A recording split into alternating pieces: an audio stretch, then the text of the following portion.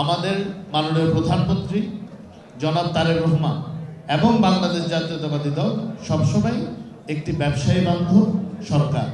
সবসময় তারা ব্যবসায়ীদের ওয়েলফেয়ারের চিন্তা করে, তারা সবসময় চিন্তা করে কিভাবে দেশের অর্থনীতিকে সামনের দিকে এগিয়ে নিয়ে যাওয়া যায়।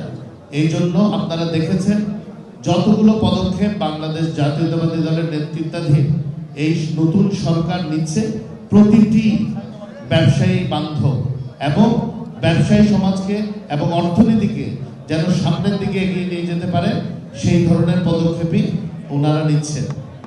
এখন এই চট্টগ্রাম খাতুনগঞ্জের ট্রেড অ্যাসোসিয়েশন এটি বাংলাদেশের অন্যতম, শুধু চট্টগ্রামের নামে বলবো, এটি বাংলাদেশের অন্যতম ঐতিহ্যবাহী এবং স্বনামধন্য একটি ট্রেড সেন্টার। এটা আমাদের অলমোস্ট কমার্শিয়াল হেরিটেজের মতো।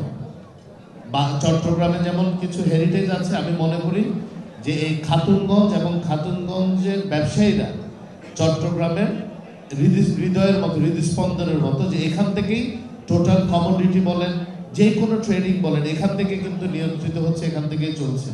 এবং এই ব্যবসায়ীরা যুগ যুগ ধরে এই এলাকাতে ব্যবসা করে আসছেন, অনেকে পারিবারিকভাবে করে আসছেন, অনেকে নতুন জয়েন করছেন।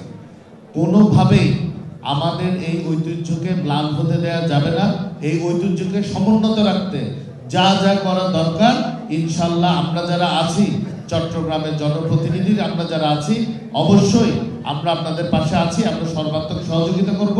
আপনাদের পরামর্শের ভিত্তিতে আমরা ইনশাল্লাহ আমাদের মাননীয় প্রধানমন্ত্রীকে জানাবো এবং আসলেই যাতে চট্টগ্রামকে বাণিজ্যিক রাজধানী বা কমার্শিয়াল ক্যাপিটাল হিসেবে আমরা কার্যকর করতে পারি, সেই ব্যবস্থা আমাদের নিতে হবে।